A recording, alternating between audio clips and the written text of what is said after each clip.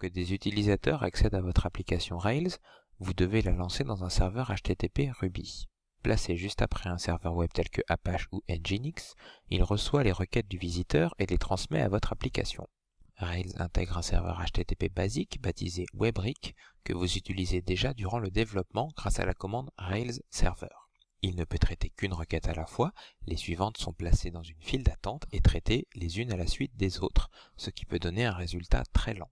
Prenons une application très simple affichant l'heure actuelle. Un outil comme Apache Bench nous permet de simuler plusieurs accès simultanés. Si on ajoute une pause de 3 secondes avant de retourner la réponse, en utilisant Apache Bench pour faire 2 accès simultanés à la page, on se rend compte que le temps total pour générer les 2 pages est de 6 secondes. Une requête générée en 3 secondes, une deuxième générée ensuite en 3 secondes.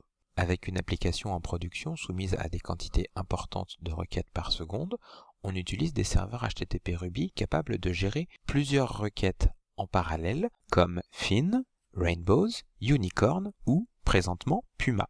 Si l'on reprend le test précédent de 2 requêtes simultanées, avec Puma, on obtient un temps de traitement de 3 secondes.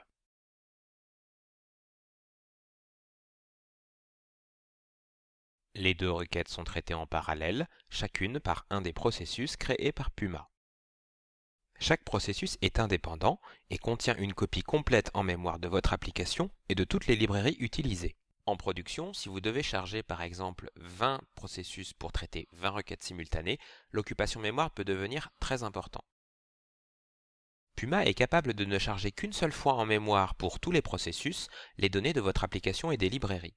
Pour activer cette fonction, passez le paramètre PreloadApp en ligne de commande et lancez Puma.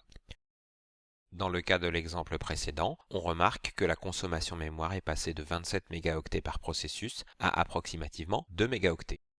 Notez bien que l'on parle de consommation de mémoire au lancement de l'application. Chaque processus va ensuite consommer de la mémoire en fonction des données qu'il traite, et cela ne pourra pas être partagé ou réduit avec cette fonctionnalité. PreloadApp est un paramètre que l'on peut passer si l'on utilise Ruby version 2.0 ou plus récente, les versions antérieures n'étant pas capables de gérer ce partage mémoire. Notez enfin que votre application et toutes les bibliothèques que vous utilisez doivent être thread safe. Pour expliquer simplement ce concept, disons que vous ne devez pas utiliser ou modifier des variables globales une fois que votre application est lancée. Les globales sont en effet stockées dans l'espace mémoire partagé, ce qui fait qu'un processus modifiant ces valeurs va modifier les valeurs pour tous les autres processus. Vérifiez donc bien pour chacune des librairies utilisées que sa documentation mentionne qu'elle est bien pensée pour être thread safe. Dans le cas de Rails, par exemple, c'est le cas par défaut depuis la version 4.0.